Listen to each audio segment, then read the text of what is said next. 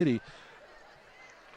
From this vantage point, looks like it's going to be Austin Roberts, number 64.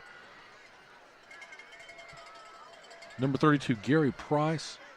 And if I can see, if we can someone move, and they're not going to move for me. Beautiful night here, folks. Less than a minute away from kickoff.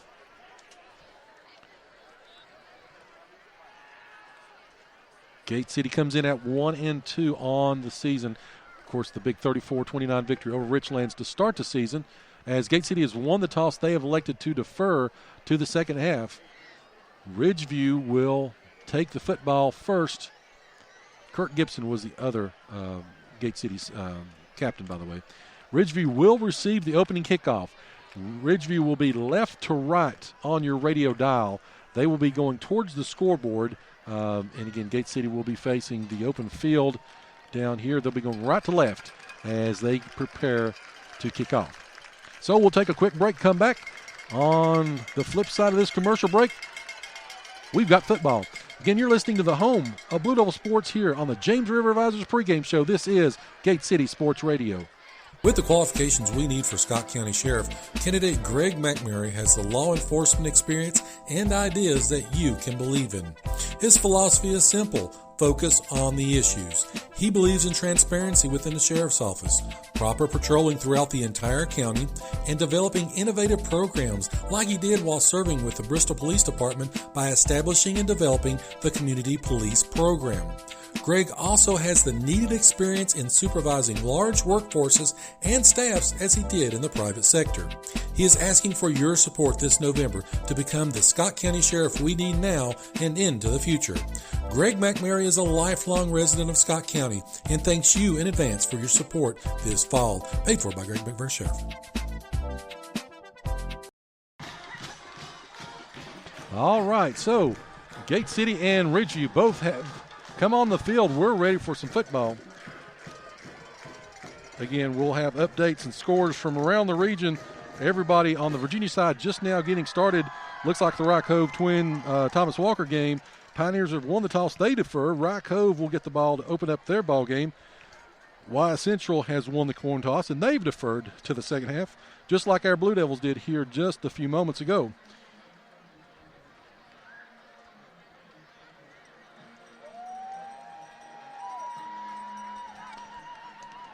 Ridgeview is on the field right now. Again, they look to stay undefeated on the season. Huge Mountain 7 conference game. Again, Gate City dropped that decision to Abington 35-28. So this is a kind of a must-win situation. They don't want to go down 2-0 in conference play. Ridgeview knocked off Wye Central last week, so they are 1-0. Luke Reed will be kicking off for Gate City as the crowds come alive here on the Ridgeview side. Aluminum seating, great crowd here. Luke Reed and everybody up. It's football time in Southwest Virginia, and here comes Luke Reed. He kicks off, and we are underway. Goes to about the 24-yard line. It's going to be brought back up. He's got it all the way up to the 42-yard line. Give that return to number 5. That's Derek Mullins. Again, the senior for Ridgeview brings it up. Field position is something that has been kind of the Achilles of Gate City. We give up the one punt return for a touchdown. And here, again, giving Ridgeview the opportunity to start the series on the 43-yard line. And away we go. Ridgeview comes up. Phillips under center. Two backs in the backfield to pitch it to Adkins. He's going left side. He goes around the corner, and he is stopped for about a gain of only 1 yard. Tackle by Michael Calhoun. Give him 2, I guess. The referee will spot it at the 45-yard line. 2nd down and 8.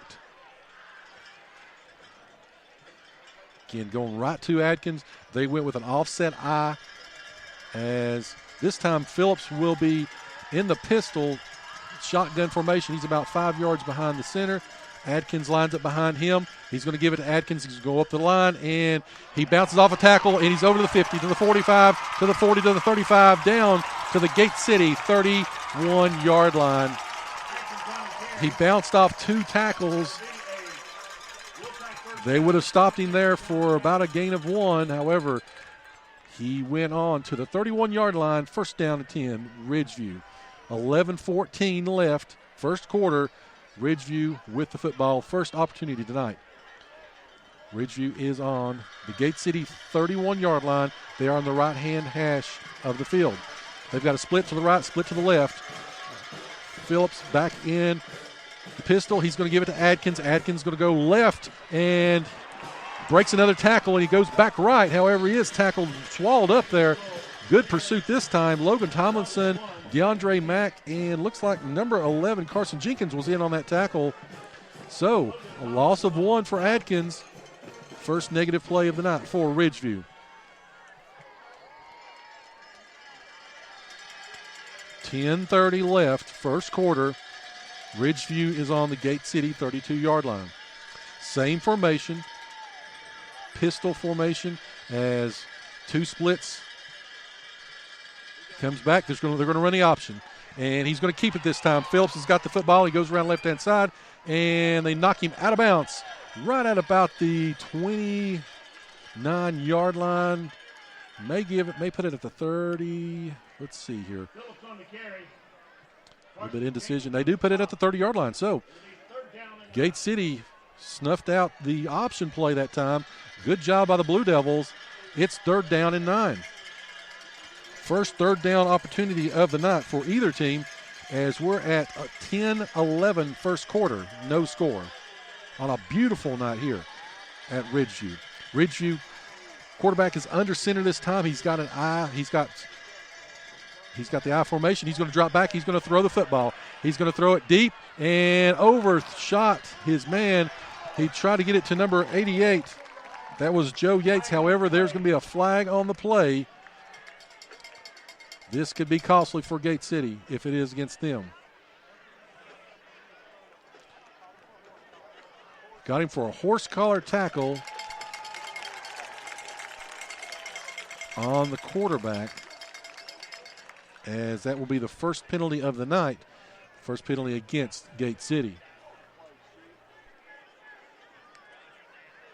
As they're asking Ridgeview if they want to accept the penalty.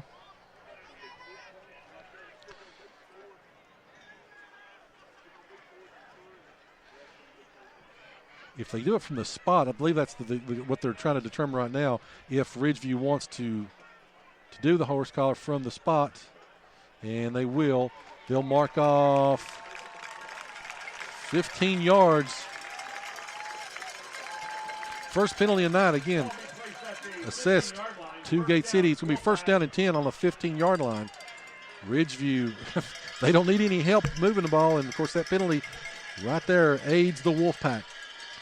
You've got Sproles as the fullback set to the left-hand side of Phillips, and he's going to give it to Adkins up the middle. Adkins breaks to the right, and he breaks 2 tackles, goes into the end zone.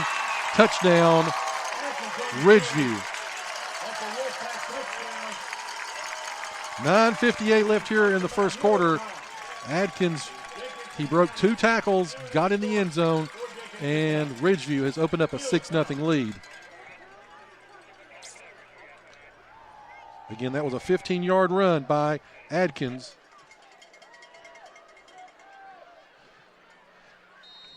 As they will now line up to kick. To kick the football will be, looks like number 15.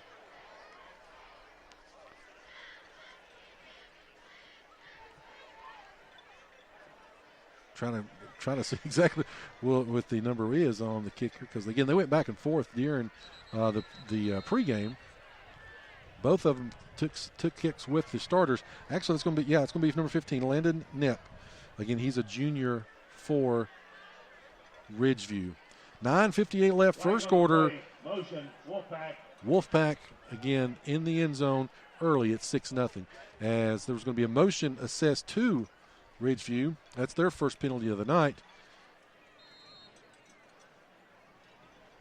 And he'll be kicking it from the 15, so it'll be about a 25-yard field goal. As here comes the snap. Kick is up, and it's good.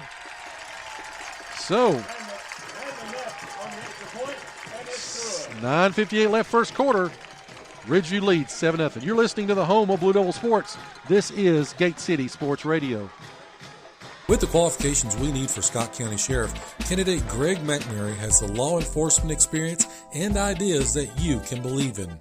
His philosophy is simple: focus on the issues. He believes in transparency within the sheriff's office, proper patrolling throughout the entire county, and developing innovative programs like he did while serving with the Bristol Police Department by establishing and developing the Community Police Program. Greg also has the needed experience in supervising large workforces and staffs as he did in the private sector. He is asking for your support this November to become the Scott County Sheriff we need now and into the future. Greg McMurray is a lifelong resident of Scott County and thanks you in advance for your support this fall. Paid for by Greg McMurray Sheriff. And we're back here live from Ridgeview High School. Wolfpack has struck early. It is 7-0 as getting ready for the kickoff now. Looks like Carson Jenkins as well as Levi Roten and Landon Blatton are deep for Gate City. Kick goes out of bounds. It's going to be a penalty against Ridgeview. Second penalty of the night will be assessed for the Wolfpack. And Gate City will get the football. Again, they're going to mark it off there at the 35-yard line. Here comes Gate City to the line. They've got Luke Reed starts off for Gate City. He'll be in the shotgun. He's flanked to the left-hand side by Landon Blatton, and you'll see Michael Calhoun as the power back to the right-hand side. Two tight ends in the ball game. Timeout, Wolfpack. And Ridgeview takes an early timeout. 9:58 left here before Gate City runs a play. Again, make sure you stay with us at halftime for the Campus Drive-In Halftime Show. Scores and highlights from around the region, as well as a recap here of the first half of this ball game. Gate City and Ridgeview. Looks like no scores as of yet has come in. Abingdon, though, has got the football. They are in Richlands territory early as they've drove down. No score in that ball game as of yet. Let's see here. Looking through. Anything else? No. Huge crowd at Dobbins Bennett. That just showed something on Twitter. And looks like Lord Body Todd leads William Campbell 7-0 early. All right, so here comes Gate City with their first offensive play of the night. They get it to Landon Blatton, and he's going to go up the middle. He gets about 4, maybe 5 yards on that play. Give him 5. Second down and 5. Again, Gate City wants to keep that powerful Ridgeview offense off the field. Ball control here would be key. Of course, the 4 turnovers last week was their undoing, again, in that loss to Sullivan South. Same formation this time, as, again, you've got a wing back to the right-hand side. Here comes Blanton once again. He's got the football, but he is going to be knocked down hard. That was by number 48, Elijah Sproles, from his linebacker position. He scraped to the side, and he got back in the backfield and stopped him for no gain. So, the first third down for Gate City tonight. 9 minutes left. The clock runs. Gate City with the football on their own 40-yard line. Reed in the shotgun once again. There, it's going to be considered a pass. Gives it to Levi Roten. Roten to the side, and he is wrapped up. Good defensive play. Came up. Cannon Hill, again a freshman playing that cornerback position, came up, and he stopped Roten. As Gate City will be forced to punt the football. That's going to be Reed. We'll give him a pass on that because it went forward. One pass, one attempt for 3 yards. It's fourth down and about 2.5. John Sally back deep to kick for Gate City.